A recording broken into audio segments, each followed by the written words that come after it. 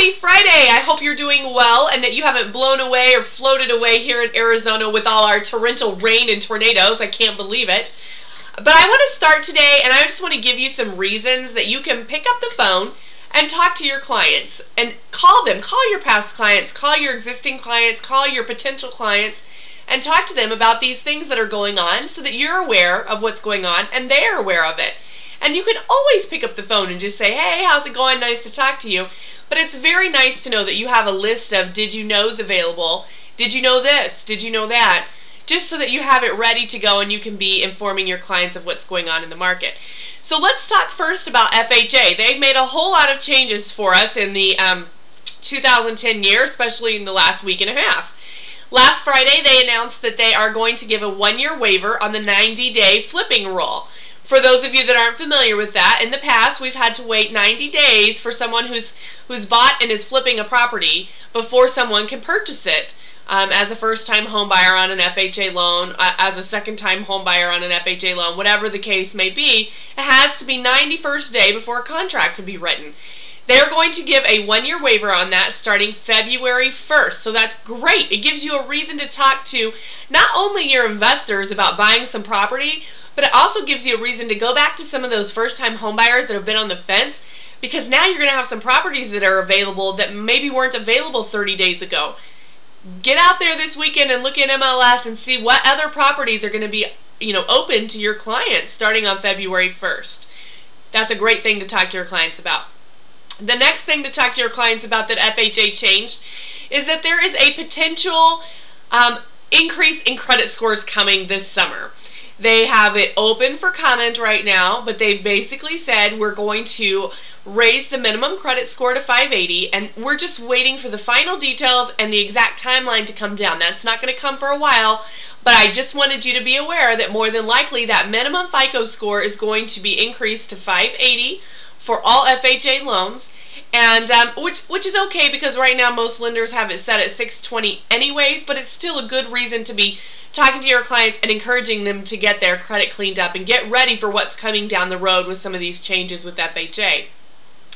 Now, they also announced this week that the upfront mortgage insurance premium is going to increase from 1.75%, which is what it is right now, to 2.25% for the majority of their loans. There are some exceptions, but most of us will not fall into those exceptions. So for all loans after April 4th, it's going to be 2.25% as an upfront mortgage insurance fee. Now, of course, that they can finance that, but it's still a 0.5% difference. So it's another reason for you to call people that have been kind of on the fence and like, I'm not sure if I want to buy now or do I want to wait. This is a great reason to help get somebody off the fence. It's going to cost you 0.5% more down the road if you continue to kind of bobble on the fence.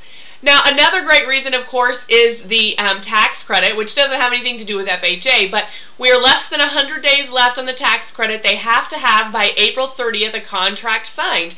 That works for first-time home buyers who get an $8,000 tax credit and move-up buyers who, if they have owned a home for 5 out of the last 8 years, they can qualify for a $6,500 tax credit. Other great reasons for you to be picking up the phone and talking to your database and talking to your clients about what's going on in the marketplace. These are awesome reasons for people to get out there and buy homes now rather than waiting until later. Let's talk about another one that a lot of people really maybe aren't looking at, is that we're in the midst here of doing our census, and right now we have a lot of areas in Arizona that are qualifying for USDA loans that in the future might not qualify. I mean, we have most of Queen Creek and the Maricopa, the city of Maricopa. We have Buckeye. We have some parts in southern Chandler and southern Gilbert that are qualifying. So there's a lot of places that qualify for that USDA loan that might not in the future. And so it's a great reason to be out there and talking to your clients about these things. There's so many things going on right now. And I can't, of course, leave off the good faith estimate. You can talk to your clients about this. You don't want to get into too much of the minutia with them about it, obviously, but just to let them know that you're aware that things have changed. The good faith estimate has changed. The settlement sheet has changed. You know how it's changed, and basically help them understand that it's going to take a little bit longer to go through the process, and to make sure they understand and that they're having good quality conversations with the people that are helping them. And so I've done the little tip cam review for you, and so if you haven't had a chance to watch that, I encourage you to do so. If you need some more information, we're going to have a class on February 3rd in Chandler at Western International University at 10 o'clock in the morning, and we're going to go through the details.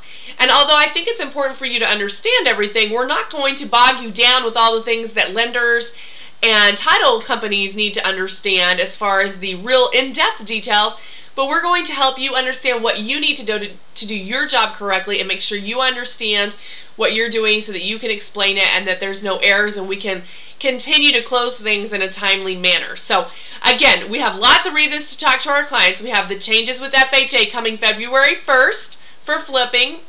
We have April 4th is when the upfront mortgage insurance is going to change. We have the tax credit expiring April 30th, and then credit scores are probably going to increase come summertime. So we have a lot of reasons to go out there and talk to our clients, and then of course we have that good faith estimate to go through. So as always, if you have questions, please feel free to give me a call or send me an email, and I'll be happy to help you out. I hope that you have a fabulous and prosperous weekend. Take care.